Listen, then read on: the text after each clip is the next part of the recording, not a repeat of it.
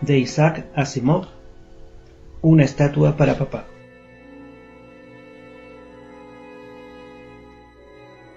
¿La primera vez? ¿De veras? Pero por supuesto que ha oído usted hablar de ello. Sí, estoy seguro. Si le interesa el descubrimiento, créame que será para mí un placer contárselo.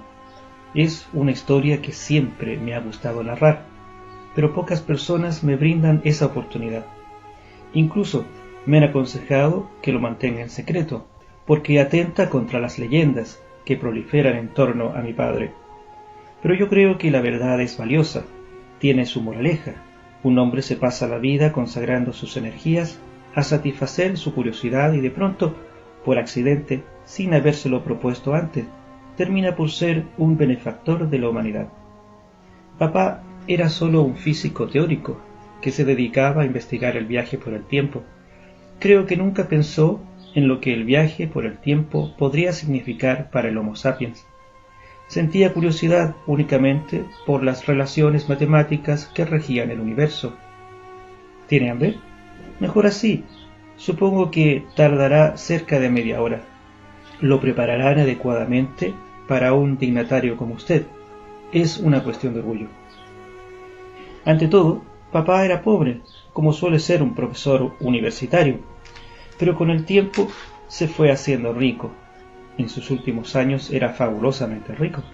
Y en cuanto a mí, mis hijos y mis nietos, bueno, ya lo ve con sus propios ojos. También le han dedicado estatuas. La más antigua está en la ladera donde se realizó el descubrimiento. Puede verla por la ventana.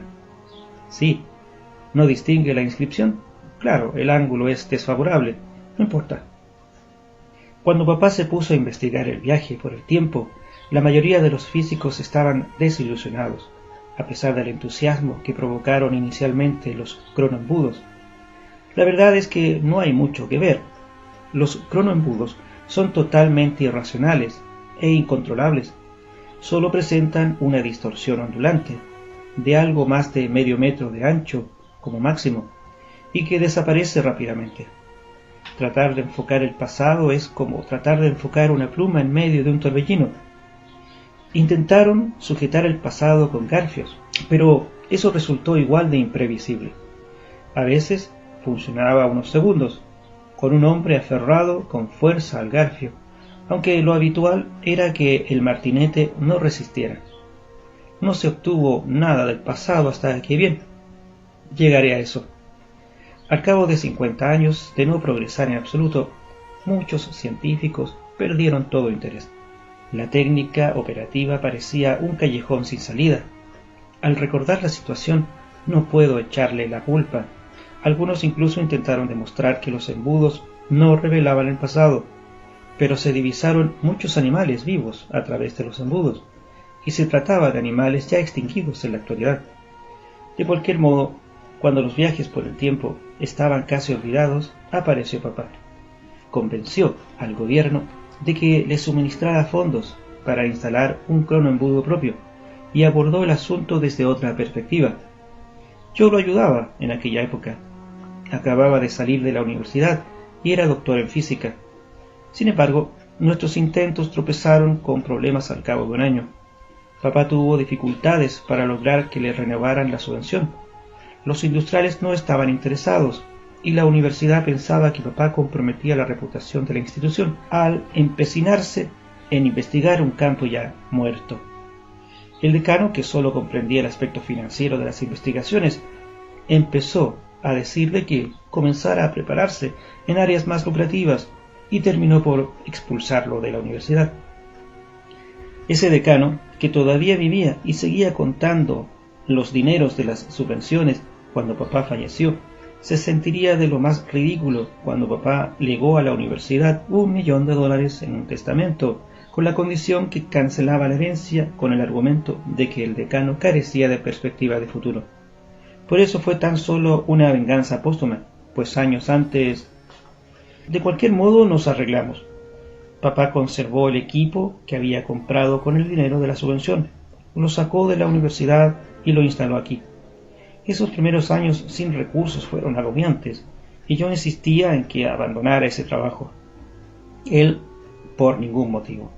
Era muy tosudo y siempre se las ingeniaba para encontrar dinero cuando lo necesitaba. La vida continuaba, pero él no permitía que nada destruyera su investigación. Un día mamá falleció. Papá guardó luto y volvió a su tarea. Yo me casé, tuve un hijo y luego una hija. No siempre podía acompañarlo, pero él continuaba sin mí.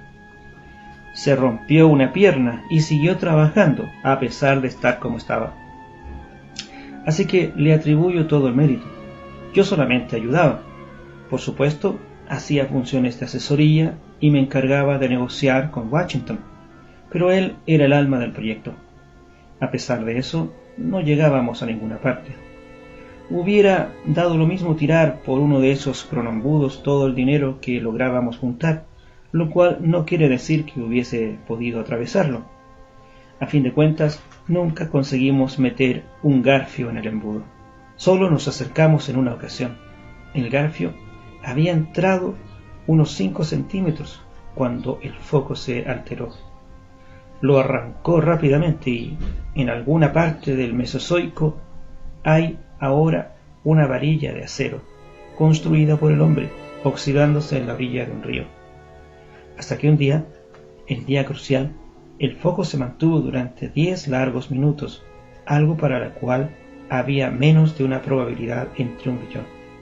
Cielos, con qué frenesí instalamos las cámaras. Veíamos criaturas que se desplazaban ágilmente al otro lado del embudo.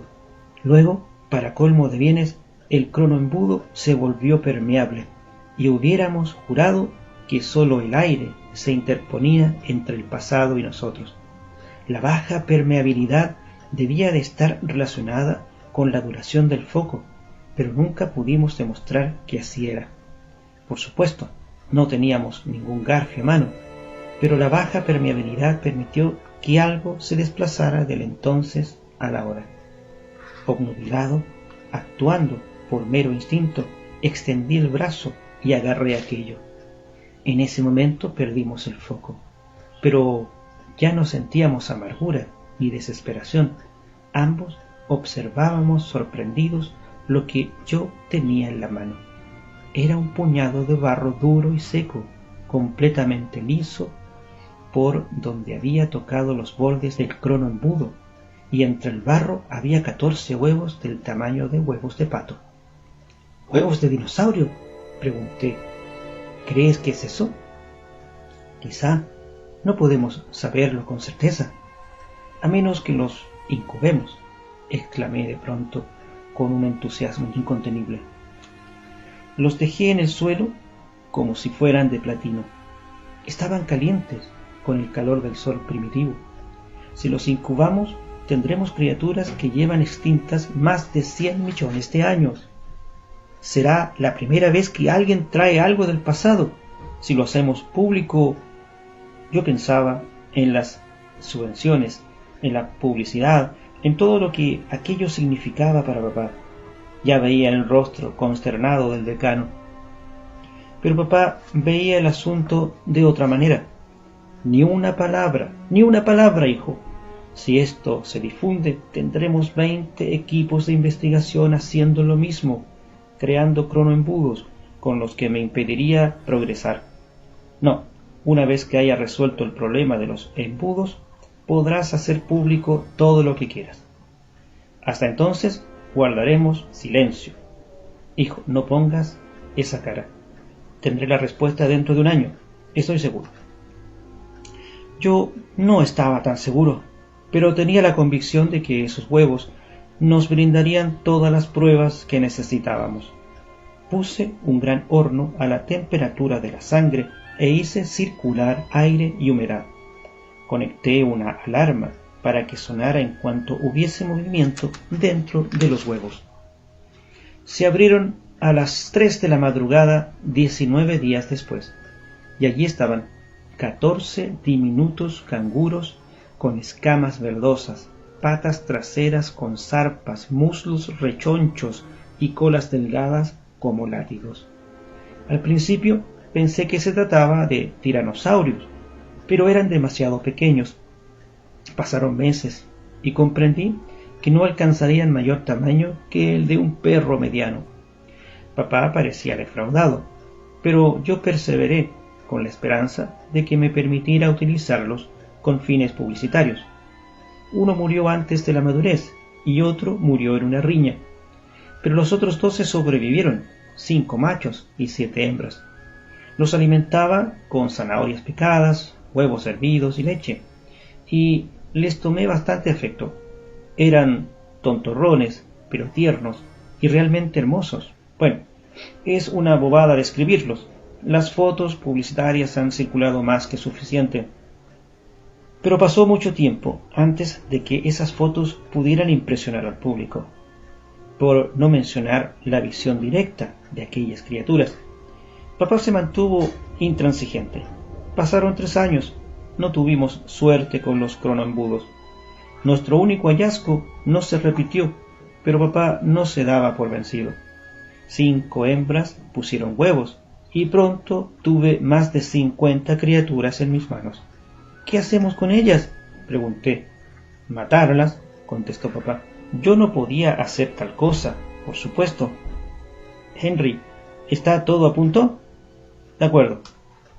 Cuando sucedió, ya habíamos agotado nuestros recursos. Estábamos sin dinero.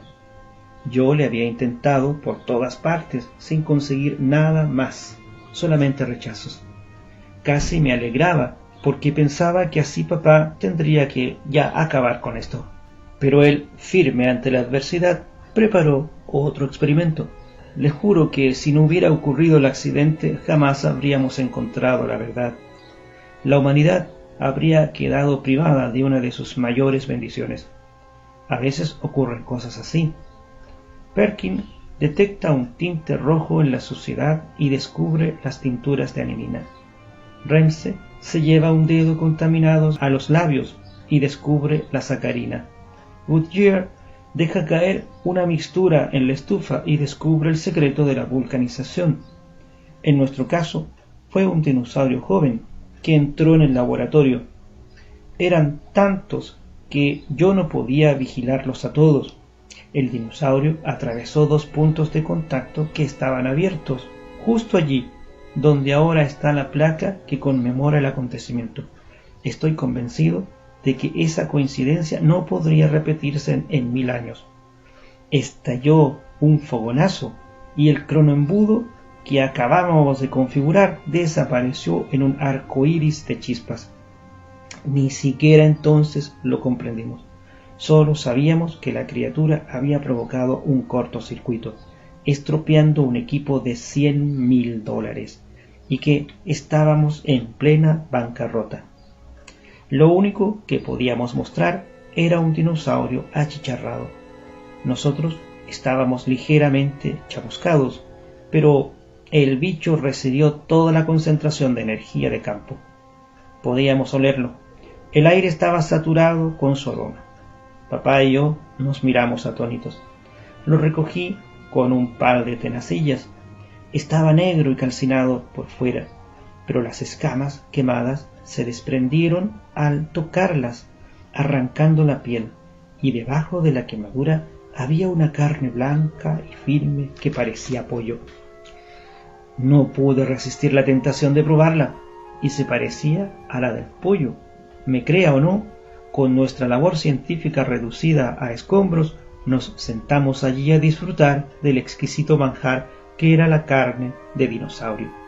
Había partes quemadas y partes crudas, y estaba sin condimentar, pero no paramos hasta dejar limpio los huesos. Papá dijo finalmente: tenemos que criarlos sistemáticamente con propósitos alimentarios. Papá tuvo que aceptar. Estábamos totalmente arruinados. Obtuve un préstamo del banco cuando invité a su presidente a cenar y le serví dinosaurio. Nunca ha fallado. Nadie que haya saboreado lo que hoy llamamos dinopollo se conforma con los platos normales. Una comida sin dinopollo no es más que un alimento que ingerimos para sobrevivir. Solo el dinopollo es comida.